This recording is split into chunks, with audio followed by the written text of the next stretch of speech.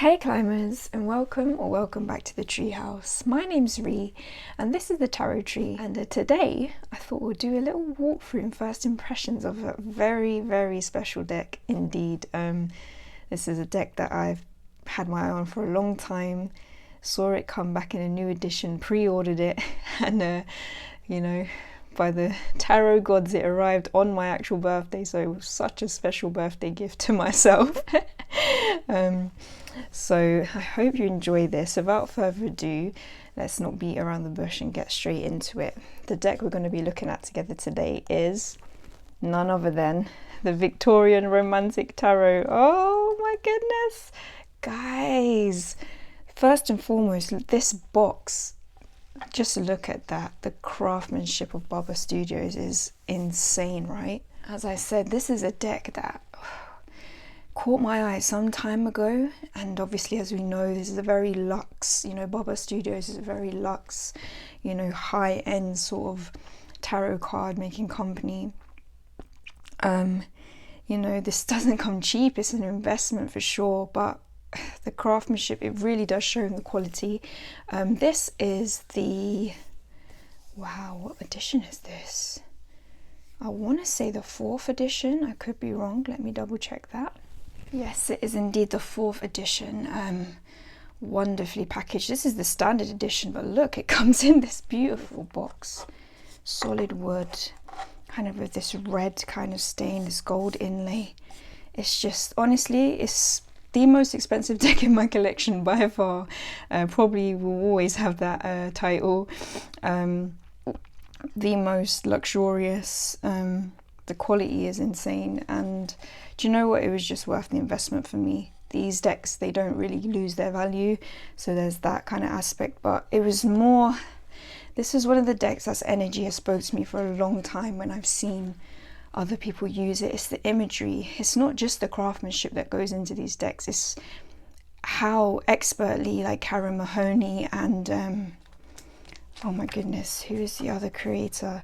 Alex Ukolov have curated like this deck, and the art that they've used and the art that they've sort of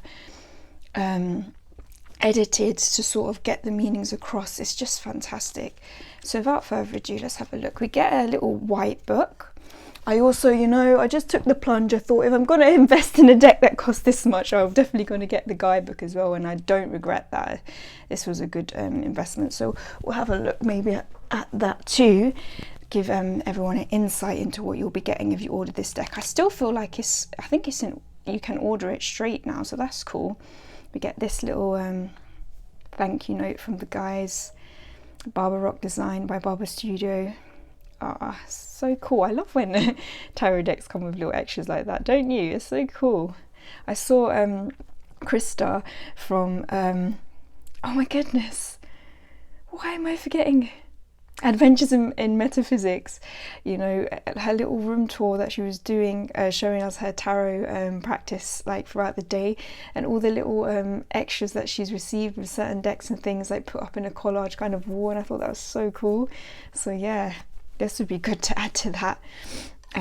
Here we go, the Victorian Romantic Tarot. Let's pop you out, why not? It's like I don't even want to take it out, it's home. Oh, and look guys, I'm going to get a look at these beautiful backs.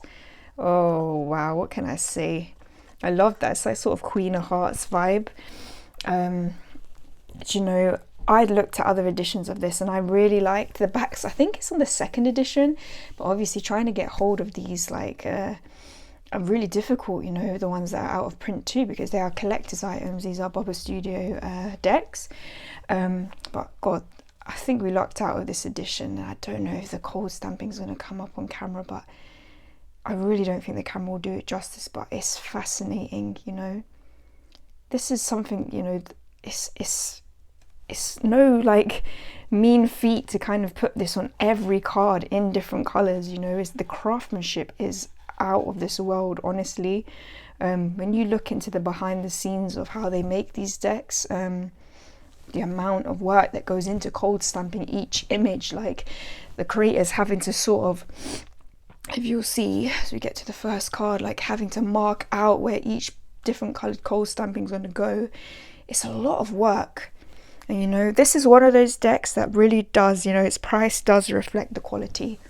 So yeah, like I said, it's an investment. It's probably going to be the most expensive deck I ever own, but it was more the imagery in this. It was one of those decks, few decks that I saw and it just spoke to me. There were certain cards, if we get to them, I'll kind of highlight them for you guys.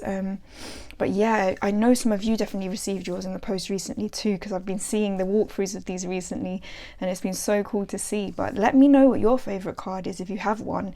And it's really interesting to see because we have some duplicates, like some alternative cards in this edition that haven't shown up before, and I think some actual changes to the, you know, the original cards too, so that's going to be interesting. Obviously I don't have a side-by-side, I don't have an older edition to compare to, but yeah guys, just let me know what your favorite cards are in this deck, because honestly some of them are so breathtaking, you know. I mean, the whole deck really is, to be fair, but without further ado, because I'm babbling Papa Rock babbling on, let's get into it. Here we have the Fool and we actually have a clown. I love that. And I love that he's on this precipice and they've even got the little doggy in there too. How wonderful is that, you know, the animal companion. And it is that, you know, to actually be a fool, be a clown that's representing that energy is really interesting, because obviously it has that kind of double meaning. Yeah, we do see them as a bit foolish, a bit, you know, foolhardy, but it takes a lot of bravery and sort of playfulness and childlike energy to get up on stage and kind of be this kind of person, you know, especially with all these quite stuffy looking individuals around. You know, he's just living his life and we all need to embrace that energy. If you can see, there's a red cold stamping there, foil. That's amazing. Oh, it's fascinating how they've done that. The Magician. Oh, I like him. I'm getting very Da Vinci vibes of this guy for some reason, even though he really does look like a kind of alchemist, doesn't he? I love that. Still, we've got the table element there, this sort of shining beacon of knowledge or magic kind of element. I like that, but I love how relaxed his stance is too. He really does look like he's reading from a book as well. He looks very like, there's that power element, but you know, just kind of wise, experienced. You know, that's always how I see the Magician. I see them as one of the most powerfulest cards in the deck, for sure. But it's just that mastery, that's what I really get from it, that sort of master kind of alchemist we get there. The High Priestess, oh, beautiful, look at her. We do get that magic element, we get the pillars again, like the original Rider-Waite. I like that. I like that she's kind of exposed, or I should really put that out there. There is some nudity in some of these, so if that kind of offends you, please click off. I don't know why this is coming to mind, but it's like that's almost like the drop veil is her kind of dress, and it's sort of exposing. There's that vulnerability or that sort of acceptance of I am who I am that I feel like the High Priestess energy can speak to. I really do like that. Oh, very interesting pick, but it's got some deeper layers to it. I'll definitely have to look that up in the book and see what it has to say. But I love that. I love the poise, the pose, the confidence, you know, to be exposed there, to stand in this sort of magical veil. Almost looks like she's in some sort of catacombs as well, like underground. And we do see that with different High Priestesses. I have that kind of element in a few of my decks, actually, that sort of underground element of her. So that's cool, because that really speaks to the subconscious kind of symbolism that she speaks to also. Next we have the Empress. We have that very kind of mothering energy here again. We have the kind of usual, you know, growth, flowers behind her. Some people don't like this, like with the Empress, but I feel that just the creator, like a mother is one of the biggest creators, you know. A mother is a creator, you know. And it doesn't have to be someone that bears children, but obviously here they're more like cherubs actually, so they may not even be her actual child, but there's that element that she has that nurturing kind of personality. But someone who's grown a garden and nurtured something to life there, you know. They all speak to the Empress energy. I like that. It's a very sweet card. Got the nod to the doves there, like sort of peaceful, that love element too. Definitely some layers here to dive into. The Emperor. Is this one? Yes, we have 2 for this. So I think this is the original. So yeah, I can definitely see that there. We've got a sort of Emperor sort of listening to his counsel, it seems. It's like the magician's pop back up in this. I quite like that. It seems like he's weighing stuff on there. So he does seem like an alchemist of some sort. And the Emperor's sort of like just sat in his chair like we usually see him, but taking everything in. Looks quite confident. Quite a stout fellow, isn't he? He's been eating well, that's for sure. He's in control. He's got his 2 feet on the ground. He's even got like the kind of staff almost there too. So that's interesting. I do like that. And what's our second offering? Okay. I feel like with this edition, there is a nod that they wanted to do was, I think they got somewhat criticised for not incorporating a lot of different cultures. Obviously, this can be a bit difficult to get, you know, a sort of fundamental, what's the word? Like across the board kind of cohesive art look when you're looking at art from different continents, etc. I feel like, you know, it is a bit of a mean feat, definitely, but the fact that they've tried, you know, we do have to take our hats off for that. It seems like here we have someone that's actually from Egypt. That's really interesting. I like his stance because he's actually very relaxed. He looks very in control, but not in the way that we see quite stern and aggressive, a stern and aggressive emperor.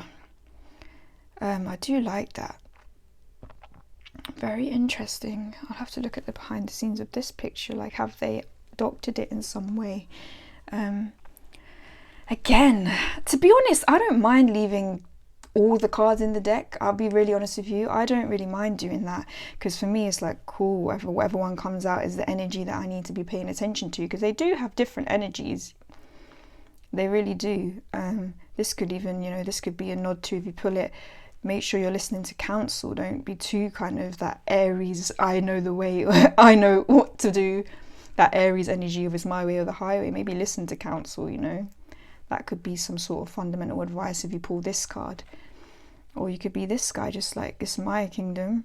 I'm doing my thing.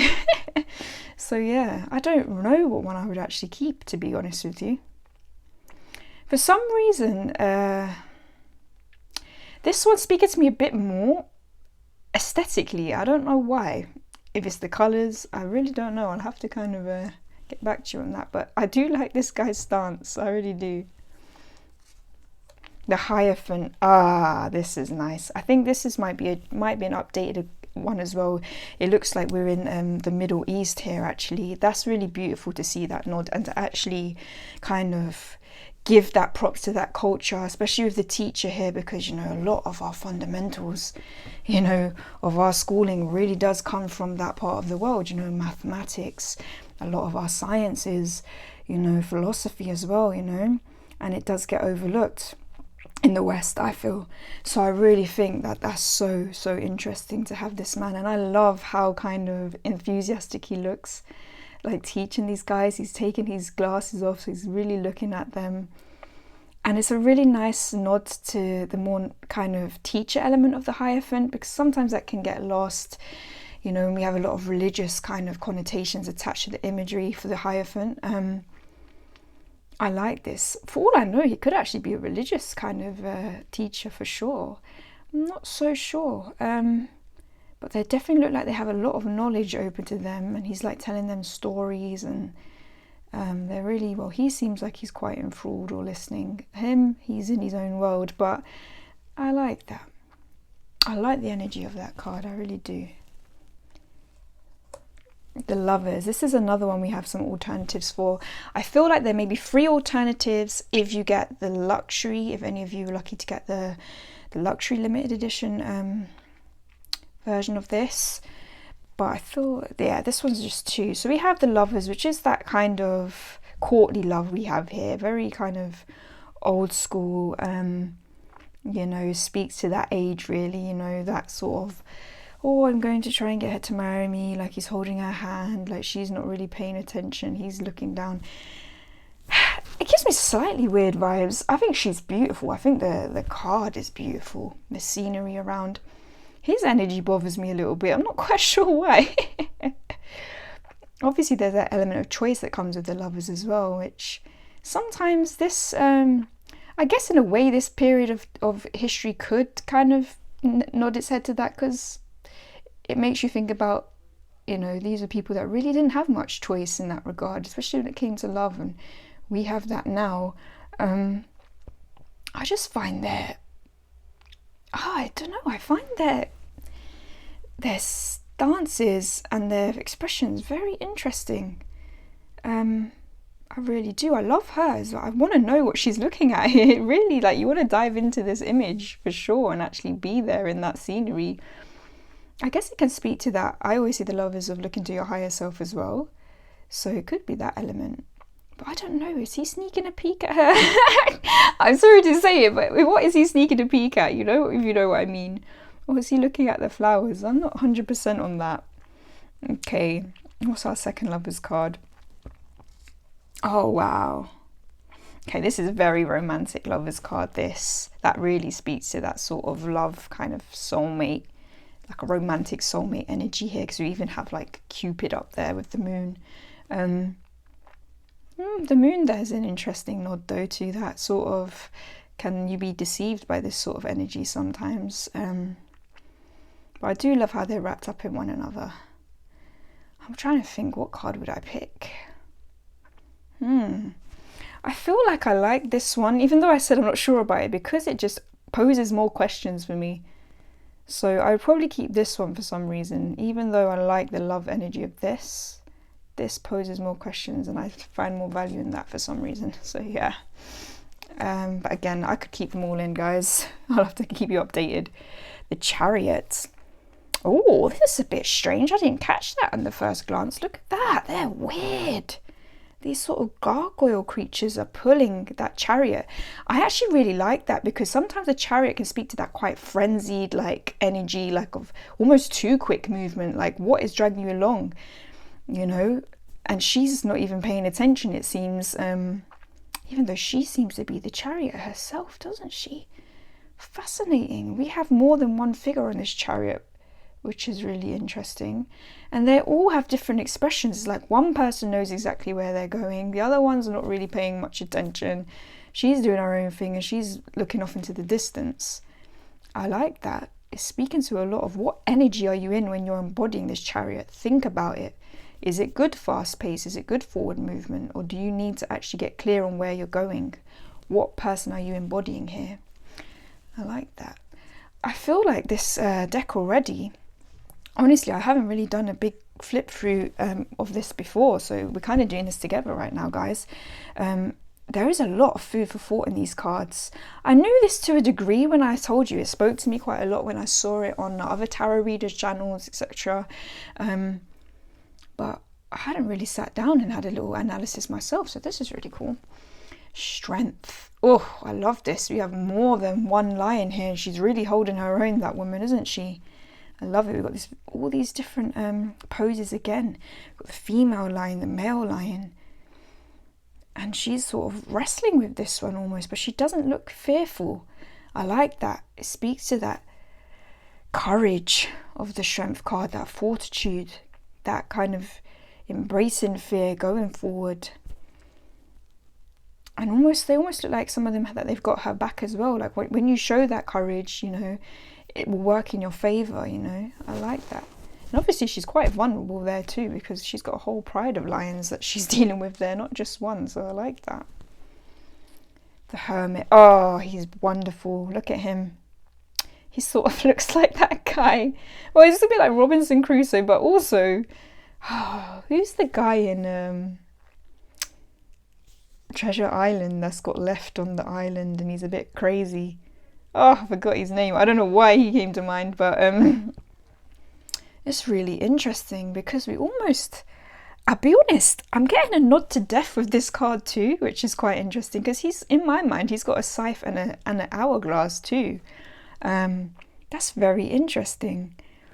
So you get that element of time, the Hermit taking his time. Obviously he's quite aged, he's almost quite emaciated, but he looks quite wise.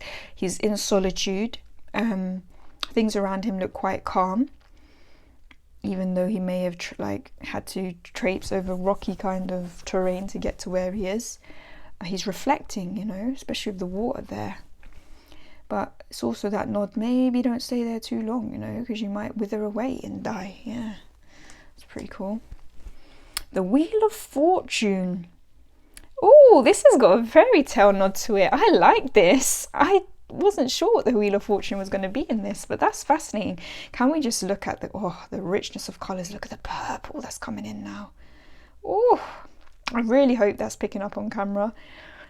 So this looks as though someone is being told that they are the king now, so their fortunes have changed. You know, something's happened to the old king and the crown is getting presented to this individual for some reason, and he looks pretty surprised. So I like that. It's giving you that you know, the Wheel of Fortune often speaks to more positive change. I guess being a king could be a positive change. What does he seem like he's doing here initially though? Is he like trapping animals? I'm not quite sure, but the bird is free from it. There is a nod to maybe think about what is this change to you? Is it going to be good or bad though? That's interesting. That warrants some reflection, but I like it. It's a very different, I like that sort of fairy tale scene. That's really cool. Okay, we have a Justice card. I struggle with the Justice card, to be quite honest with you, and depictions of it. I always kind of struggle to know how to read it or what it means in a reading sometimes, so I do like to have some familiar nods. So it's cool to have the scales there, that kind of nod to balance, you know, the sword as well, like we would see in our judiciary systems. It's interesting, we have some doves here too. She's weighing up this figure. Very like Bridget looking, isn't she, with her long red hair? Is weighing up this individual. Like, is it a fallen angel? She seems very confident in what she's doing. It's her hair, but what is this that's flowing? That's really interesting. There's like that fire there. I do like it. I just have to sit with that a bit longer, I think. The Hanged Man, that's cool. Obviously this is more like probably more for the aesthetics than, you know, the kind of scene itself, because we get that Hanged Man, this kind of individual that's, you know, walking upside down as a performer, and yeah, she's literally getting a different perspective, isn't she? That's so cool, because she's in this suspended state and she's separate from everyone as well, which the Hanged Man can speak to. So that's really cool. Not much more to say about that at this point. The Death card. Oh, we almost have a banshee figure coming through here. Wow, there's a lot going on in this card. A lot of figures. Death is coming down with his scythe. Someone's holding, wow, that's very like, God, what's that Shakespeare's play? Hamlet. The baby. God, there's a lot going on. There's an angel here. There's people that look old, young. I think it's sort of talking that death comes for everyone. That's the vibe I'm getting for this. Like, we all have to transition at some point. We all have to grow from the baby to the man to the older person. Yeah, death doesn't look too foreboding and scary because it's almost ethereal up there. So I like that. It's not give you that really kind of macabre death we've got going on here. It's more like just accepting death as part of life, transformation as part of life. You know, we're all going to go through these stages. Even the angel has to accept that. That's interesting. Very interesting. No one is escaping death or change, it would seem. Temperance, beautiful. Oh, the colours in this. Look at the, oh gosh, look at the silver on the wings. Again, we just have that very kind of traditional kind of figure, angelic almost figure with the two cups here, with that sort of balancing out of emotions. She's not pouring them from one to the other, which is interesting. But we still get that, you know, we get that nod. The Devil, I think this is another one where we have multiple cards. Yes, we do. So first up, we have this sort of, I don't know, like a sort of vampire-ish kind of figure. It's very cool, this, you know. We've got the snake here. We have like this sort of alluring kind of character, you know, and we have this nod to kind of things that we get attached to that can, you know, instill that devil energy and kind of corrupt us. You know, we've got money, you know, sort of maybe this sexual kind of element, lust with the roses, and yeah, that's really interesting. Jewels. I do like that. That's really cool. And it's like the shadow creeping up behind her, like you might not see her for what she actually is. We've got the snake, that can mean kind of deception. That's very interesting. And then, okay, we've got very like a very kind of traditional, you know, nod to the Garden of Eden here, pretty much, where we have that snake almost like becoming a more of a demonic kind of figure, really whispering in Eve's ear there, kind of taking her away from her paradise, as it were. That's interesting. What one would I pick? I always thought I'd pick this one when I'd seen this in other reviews, but this one is intriguing me because I do like that it nods, I do like that it incorporates all these kind of things. Look, we even have playing cards here, like gambling.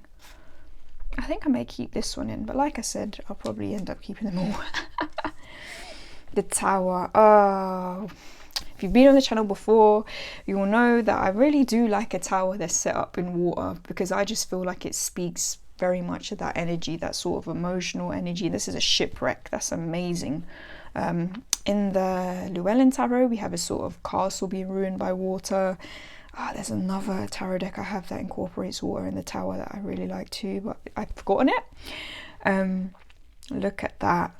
You know, it really speaks to that sort of destructive kind of force, and I think there's nothing more destructive really on this planet naturally than our weather and the sea. I'm quite scared of the ocean, to be quite honest with you. As beautiful and majestic as it is, like, we really are fish out of water when we're there, aren't we? So imagine what it must be like to be lost at sea and your only kind of safety there was your ship. But, you know, nature's reminding you, you don't belong here, or you better be very kind of adaptable if you're going to get out of this one, you know. And they're holding on for dear life still there. It's even forming a cross there, which is quite interesting. Bit of a nod to faith from the way I'm looking at it. Bit of a Noah's Ark vibe as well. Trust that it's going to come to an end. The Star. Oh, it's beautiful. Blues are my favourite colours, and look at the inlay on this. Oh my god, she's stunning. I really love this card. Even though we do get some stars in the sky there. It's the energy this card has more than the imagery, I would say. Like, well, the imagery is donating the energy, but of that healing, the healing waters, you know, that, you know, heart being full, that wish element that the star brings. You do get it from the energy here.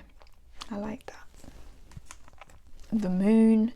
We have this beautiful figure, this sort of crescent moon on her kind of head. Interesting, we don't have a moon actually in the sky. I would have kind of expected that.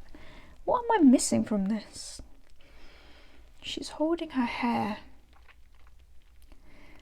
I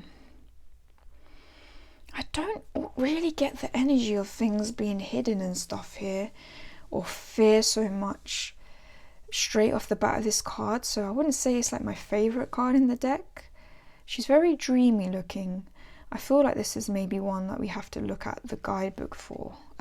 Let's have a quick look. The moon card, what's it got to say? A little skim. It says, the image we've chosen for the moon shows a woman who seems slightly distanced from reality. Yeah, she does look spaced out, I'll give you that. Almost as though in a trance, she gazes into nothingness and combs her long hair. So it is a comb. Okay, and that's the kind of, okay, that's meant to be a nod to sirens. That's interesting. Okay, I can kind of see. Right, maybe takes a little bit, but I don't know. I feel like maybe something else could have been chosen for that, but that's just me. The sun, got that sort of child kind of near the horse energy again, that sort of growth. Again, not my favourite one, to be honest, because I feel like the figure looks a bit spaced out on this too for me, but maybe spaced out in a good way. But it does look like quite a beautiful scene, like a happy scene though, so that does speak to the Sun. Judgment. Oh, we have a bit more serene Judgment here, rather than some, you know, angels and blowing horns and people coming out of coffins. We have almost like these sort of fairy or angelic beings coming down to kind of, I don't know, it could almost be like a congratulations or to the couple there. No one looks scared or fearful or kind of apprehensive. Everyone looks quite happy. There's people dancing and singing, so that's cool. It's like, okay, you've made it here now, let's go. Rather than a quite tumultuous Judgment, like on to the next level. You're like, what? I'm being grabbed out of what you've always known. This is like a surrender, which is quite cool, because Judgment's another card I kind of struggle with in that regard too. And the World, what have we got here? Interesting. Completion. It's like these people where they've picked, you know, every flower that they've grown, they're starting to pick it now. That makes sense for kind of completion. Very interesting kind of stances here though. She's up in the air. I guess it's sort of giving that sort of rounded element of the world. It's interesting. I feel like more the harvest is a very interesting marrying with the world though. Like I said, picking flowers you've grown, you know, it's come to the end, back onto the next crop now. I get that, I like that. Okay, on to Wands. Ace of Wands. We have this sort of almost like who was it that came down with fire for us? Prometheus, right? That's what that seems like to me. That's a wonderful nod. That's sort of kind of giving us that chance, all that passion and love he had for us to give us that. That's so cool. I like that. That does speak to the Ace of Wands. Beautiful. There's sort of that frenetic energy, but also obviously that didn't really bode too well for him, but you know, his passions got the best of him and we got to be grateful. Two of Wands. Yeah, we get that looking out, kind of planning with her. I get that. She got a palm leaf in her hand. That's interesting. That's so, you know what's actually really cool about this is there's a statue next to her as well, which looks very similar to her, and that's almost stuck. And obviously that is stone, is stuck in its place, but that isn't her. But there's a nod that it could be you if you don't want to expand though. I like that. That's cool, but she's not doing that. She's thinking, she's planning. I like that. Three of Wands. This guy's set out on his adventures. I like that. He's out in the meadows now. He's blowing his trumpet, all excited. That's cool. I don't even think I've even seen this in other people's walkthroughs.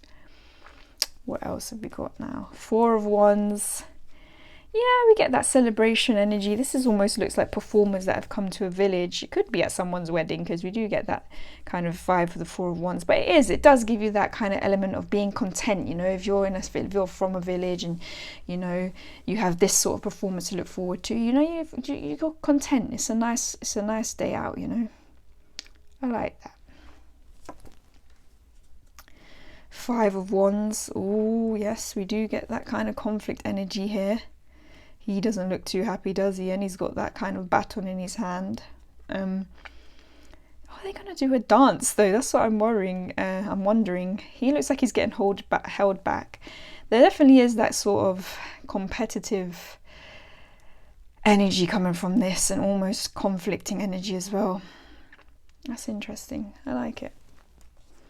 Six of Wands, very traditional. Someone coming back from a victory here on his horse, you know, all of that kind of celebratory kind of what's the word, energy around. This guy looks like Will Ferrell. That guy looks like Will Ferrell in a dark wig. And he looks like the one from Shrek. What's his name? Lord Farquaad. I can't help myself, honestly. We may even have Jack Sparrow on a horse there. That's cool. Seven of Wands. Oh wow, okay. I'm getting very Scottish vibes from this for some reason. Is he gonna kill bit of Braveheart here, standing your ground, because he actually looks like he's actually with the hook here. He's not actually meant to be a warrior, but he's created a weapon to defend himself. And that, a lot of Seven of Wands does speak to that, you know, putting up those boundaries, but also standing your ground against people that are threatening you. I like that stance. That's really cool. He's not wavering at all. but it's definitely a makeshift weapon. That's really interesting. They're hidden threats as well, because it's just the spears coming at him, so all the focus is on him, which I like, because the Seven of Wands really speaks to what are we going to do to kind of create our own boundaries and protect ourselves. I like that. Eight of Wands. Yeah, you definitely do get that strong kind of movement energy of this card. It's a bit of a strange one, I have to admit. I don't know if he's just let go of a spear or something, or like he looks like he's shot. What's that one where they chuck kind of stuff in the Olympics as well? I don't know. And then we have this sort of stag, like crazed stag, like looking at him but charging forward too. I don't know if it's meant to be like part of him as well. Definitely get that energy. Running down that hill, yeah. Nine of Wands. Yeah, we get that tired kind of energy, but still holding your ground. Like he's always obviously been in the wars. He's the only kind of soldier left at the moment. He's still holding his ground, but you can see that there's been conflict already, and he's probably quite weary. I like that. Very traditional. The Ten of Wands. Wow, I really like that they have a mother in this. It really stands the testament to show the strength, you know. Strength a lot of mothers have had to carry throughout the ages, you know. Look at her, she's carrying one child in the crib, she's carrying all the firewood, she's got another child behind her that she's having to kind of probably nurture and make sure that they can get along as well. Probably up a mountainside. It is a lot of burdens, but she's carrying on going, and hopefully if she turns that corner, she's going to be at home. That's what the Ten of Wands is, to kind of remind us of our own strength, and also that, you know, it's coming to an end soon, you know, all these things we're carrying. You know, eventually her children are going to grow up. So that's really cool. I like that. Page of Wands. Oh, look at him. He looks like an arrogant little fool, doesn't he? That does sometimes speak of the Page of Wands energy, doesn't it? That, you know, little performer, I guess. He doesn't look shy at all, does he? I like that. This little prince. That's really cool. I love that he's got red hair as well. The pose is everything, right? I love the outfit too. He's gonna have no qualms communicating what he wants to you. I just imagine like he's eyeing someone up and he's gonna be cheeky. That's what I get from that. And yeah, I do see that a lot in the sort of the Page and the Knight of Wands actually. Okay, here we have, this is an interesting Knight of Wands. She looks fed up with him. That's funny, because I do sometimes see the Knight of Wands as one of those Lothario kind of people, to be honest, that just makes all these false promises and just like, she's like, I've had enough of your shit. What is it? She got roses though. It looks like she has flowers she's holding. Again, he's got the red hair. Could almost be the same kid grown up. I like that actually, because they're both holding a kind of staff or spear too. Definitely could be the same kid. That's so cool. Still got that maturing to do. Very passionate though. I like that. Oh, look at her. She's fantastic. She reminds me of one of them characters from Bridgerton. Oh my god, the sass. Definitely Queen of Wands. Look at the confidence, you know. She's not phased. She's got her little dog behind her. She's dressed so fabulously. Look at her waist. Everything's on show. Love it. Definitely speaks to that kind of alluring kind of energy of the Queen of Wands. And the King of Wands. I like this. I like that we have a king that's surrounded by kind of the arts and the creation, passion here with the musicians around him, enjoying those kind of aspects of life, being quite generous as well, having these people around him. That is a kind of attribute that I put with the King of Wands. I like that, quite a laid back looking king, to be fair. That's cool. Next up we have another, oh, the blues and greens and the cold stamping here. Ace of Cups. That's a really beautiful Ace of Cups, that actually. That sort of maybe first kiss. This figure's managed to dive down and kind of get towards this sort of, I don't know what she is. Is she like a nymph or a mer creature?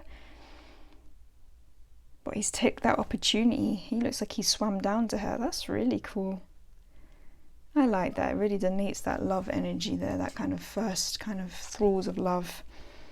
Two of Cups. This is sweet. It's almost like a courting energy. You have these two figures, but he's not overstepping the boundaries, you know. He's got the wine in between them, but he's very engaged in this lovely lady there, just sitting in a nice kind of park bench there, having a little chat. That's sweet. I do like that. I don't always see the Two of Cups as a romantic card, to be honest, and we definitely get that here, but it's not overly, you know, it's not overly kind of suggested. This could be someone who's just very engaged with her, you know. He's looking at her face. He seems really interested in what she's doing or saying, which I like. That's really cool. Three of Cups. Hey, we have the girls having a good night out on the town. Look at that. I like that. This almost looks like it could be in a brothel, to be fair, but no judgments. That's really cool. They definitely look like they're enjoying themselves, aren't they? Nice bit of a champagne or wine on the go. Four of Cups. Oh, this is very interesting.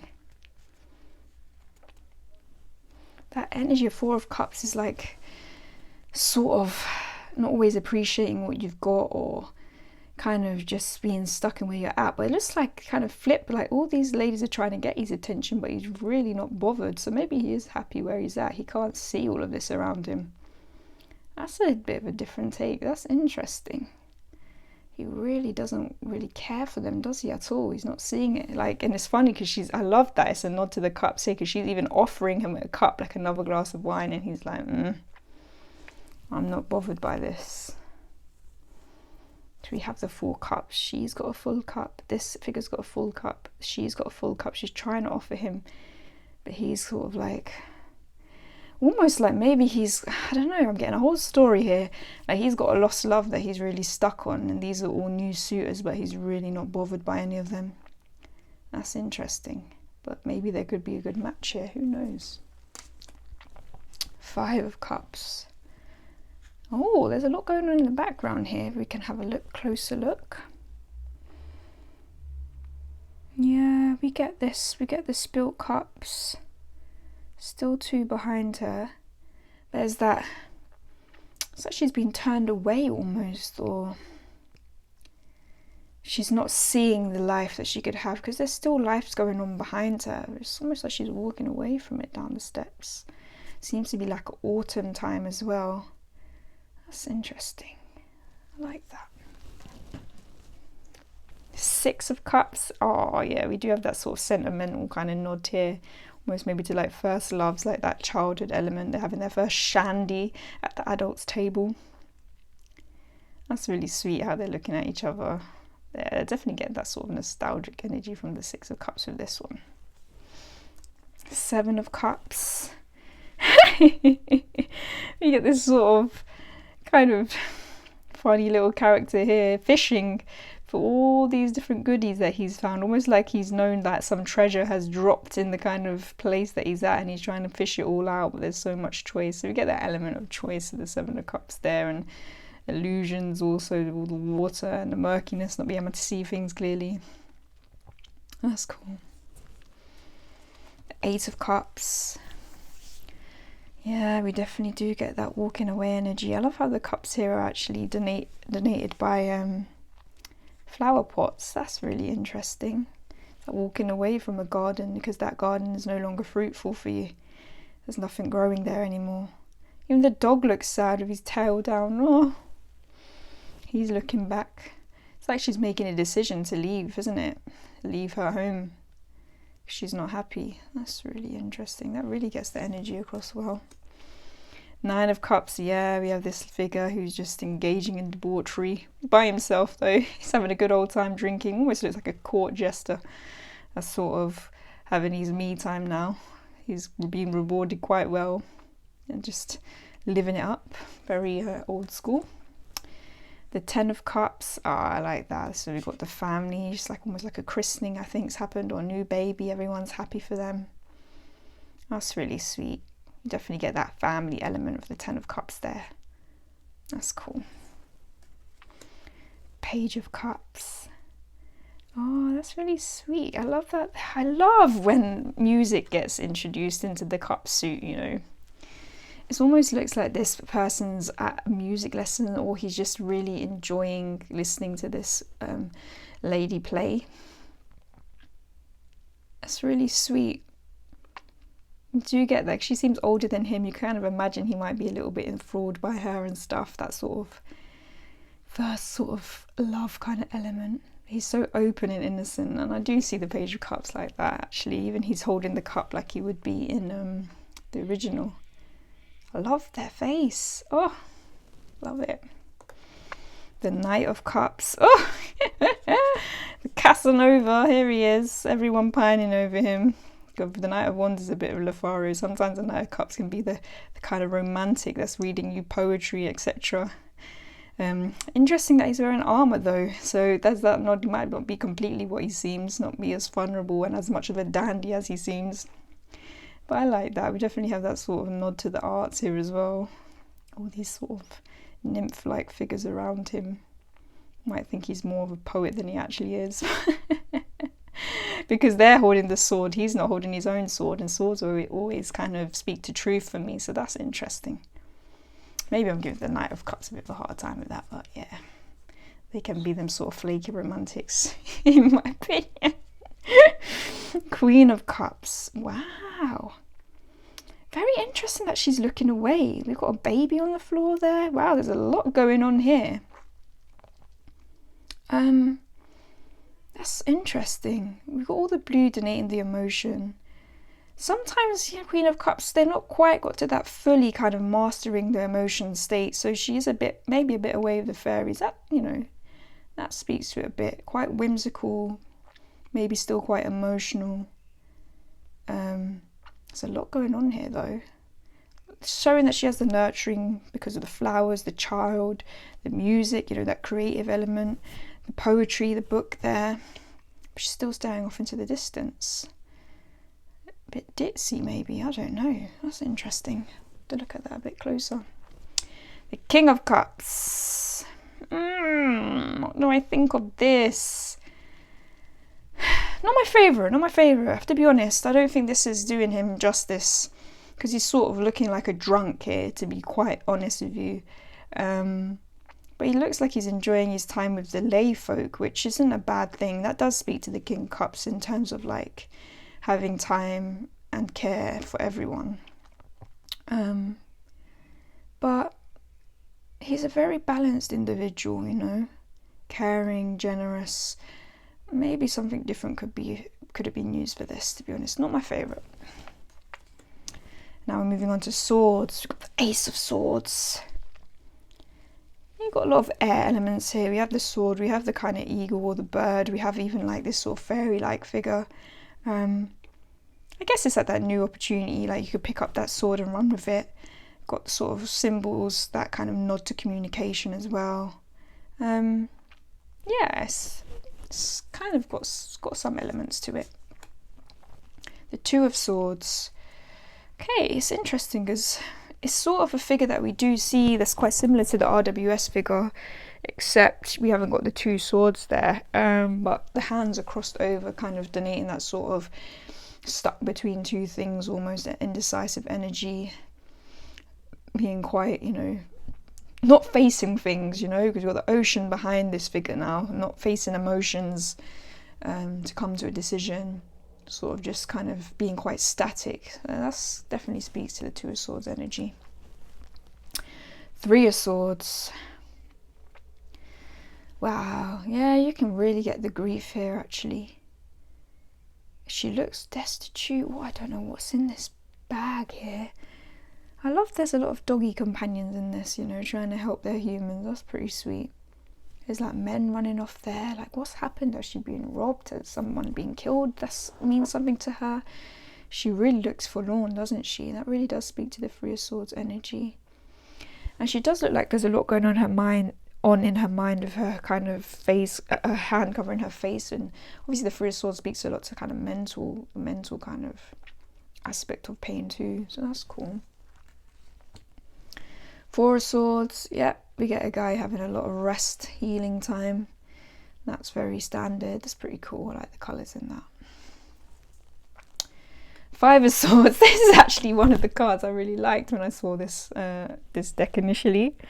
I just think it's a very interesting way, like almost like a kid getting bullied, that Five of Swords element there, you know, and all that sort of conflict raises its head initially in life.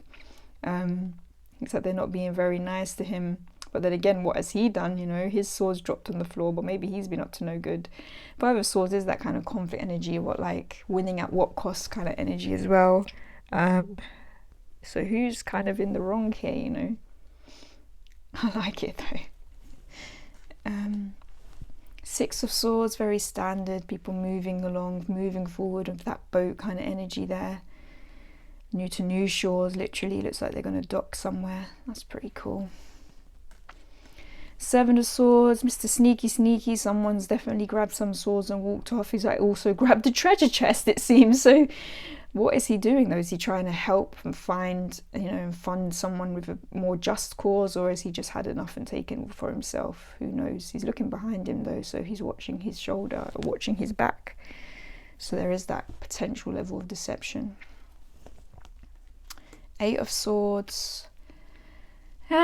This is interesting. It's almost like a faux Eight of Swords, but then again, the Eight of Swords speaks to that. It's all in your head anyway.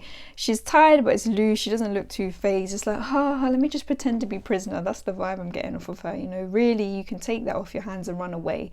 You don't have to be taken by all of this sort of mental kind of torture and stuff if you don't want to. We even got the moon of the nod to that, like it's all illusion. I like that. This card makes me laugh. It's good. Nine of Swords. Oh, okay.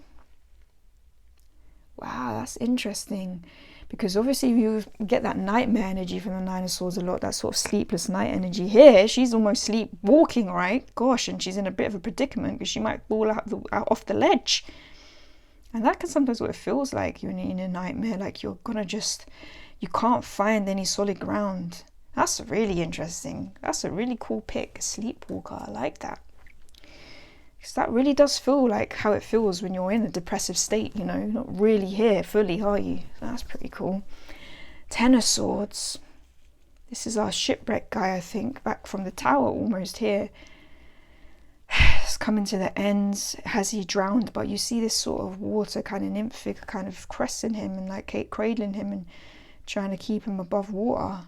So though, you know, he's been through this sort of being shipwrecked, you know, maybe thinking this is the end of the road, you know, he's actually coming to shore now, it seems. It's going to be okay. I like that. The Page of Swords. Oh, she's fantastic. Look at her. Beautiful. Yeah, she looks like if she's come with a message for you, it's coming direct. Yeah, I like that. Like I said, if you've been on this channel before, I struggle with court cards. I still need to have a lot of learning to do with them. I really need to kind of marry them to characters for me to understand them better, to be honest, and to understand what they mean for me. But I do get that from her. I do get that Page of Swords energy. The Knight of Swords. Oof, he's getting things done, isn't he? Definitely looks like, you know, he's like the fastest kind of knight in the deck, isn't he? He looks like he's really got busy. He's like grabbed a maiden. He's doing everything. You definitely get that energy from him. Queen of Swords. Yeah, she looks like she'll just like bitch slap you with her words, doesn't she? She's used to holding that sword, and that's a big sword, and she's even made it fancy with rubies, so you know what I mean? She's not messing about, is she? I like her. I really like her. I do get Queen of Swords energy strong from her. Very strong woman I'm getting there. King of Swords. Get that mental energy from him. I get a philosopher here with that sort of stance. Very mental. I like that. That sort of thinker element here. That nod to that, the thinker. And the sword he's holding as well. But he's contemplated. Yeah, I like that. Not a leader that rushes ahead without thought. Oh, and now onto the Pentacles. Oh, wow. This looks like a kind of painting that was up in my grandmother's house when I was young. This little girl. Did anyone else have this picture? I think it's quite a famous picture. It's like a little girl that sort of looks like this, but she's sad, like she's upset. Like, I don't know if she's been told off, and there's like a little dog there as well. It's interesting anyway. That's what it reminds me. She looks happier there, look. in what she's got. She's picked all the flowers or something, so she's ready to grow and start something new. Or maybe she's going to start a business, like selling the flowers, who knows. But she looks pretty happy about it. Ace of Pentacles. The Two of Pentacles.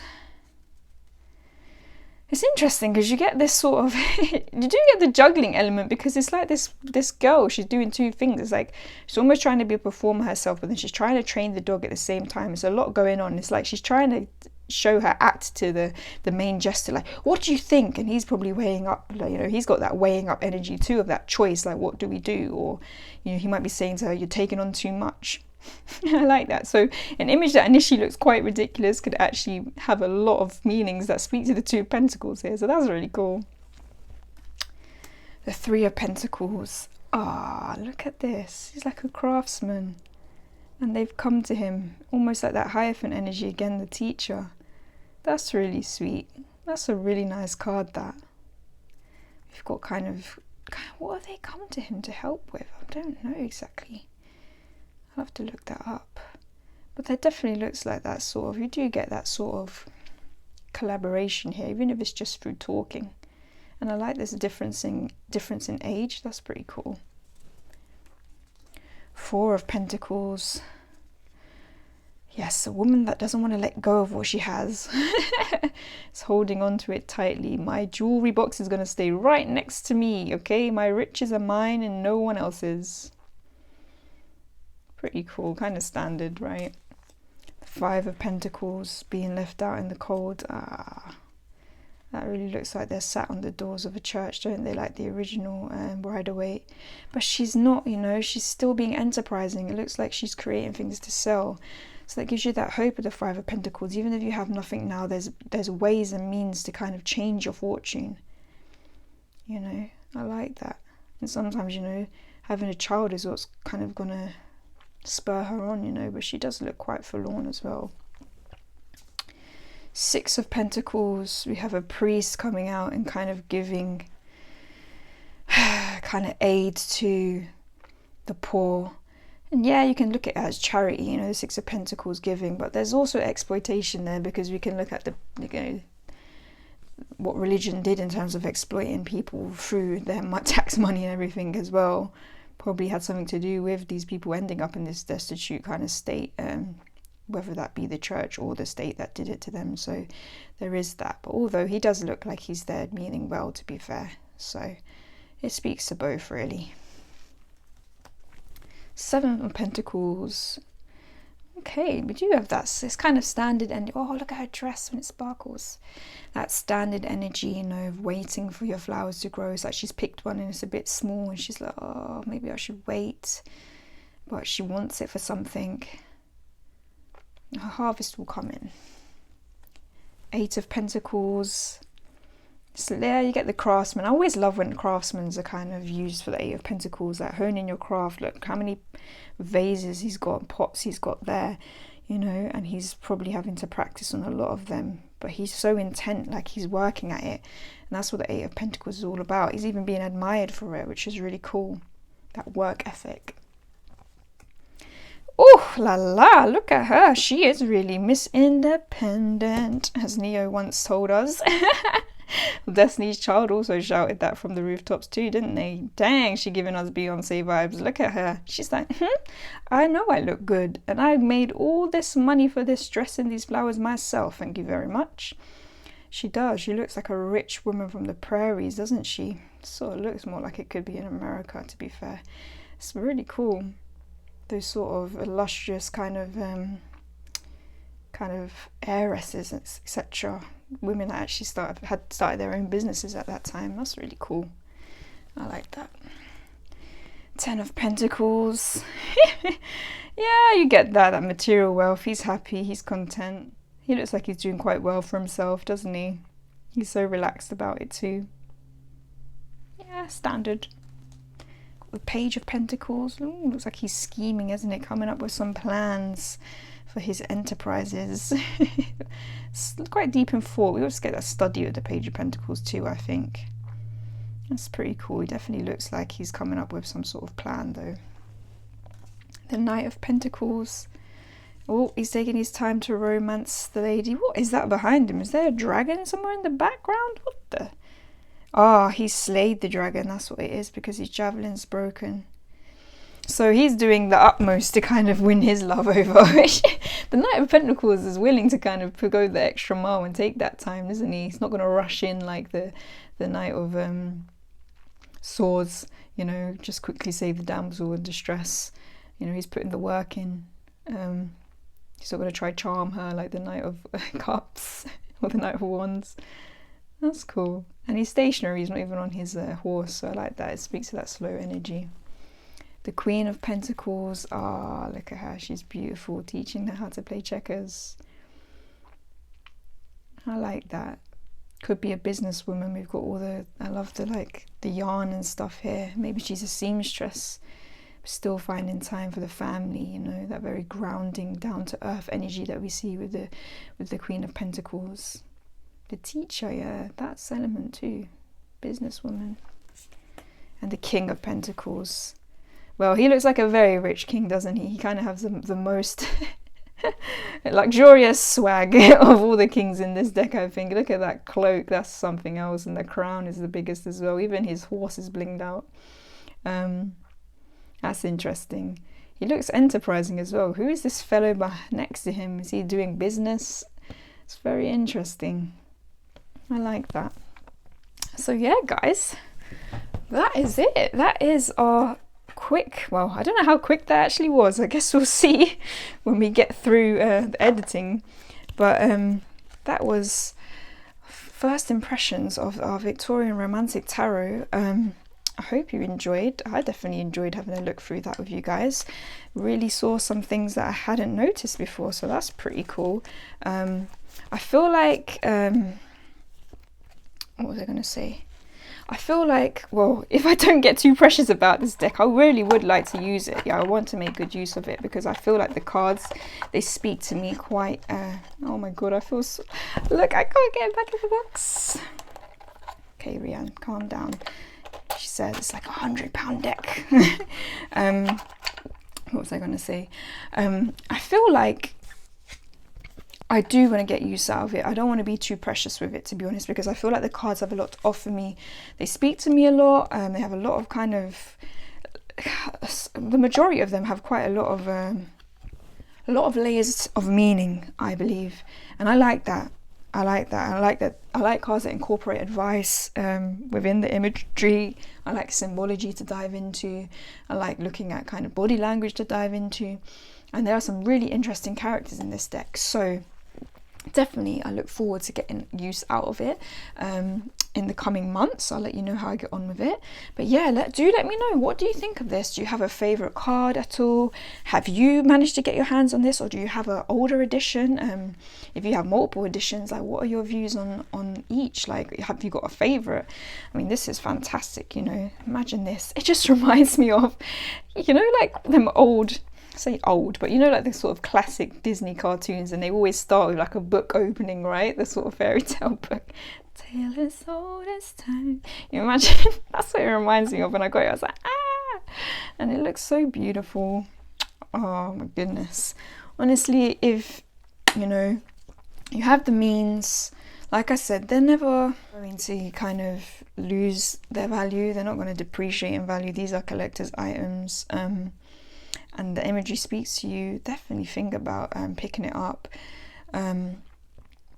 I think they're off of pre-order and just normal order now, I think, which is cool, because I had to wait a couple of months, but I did pre-order it.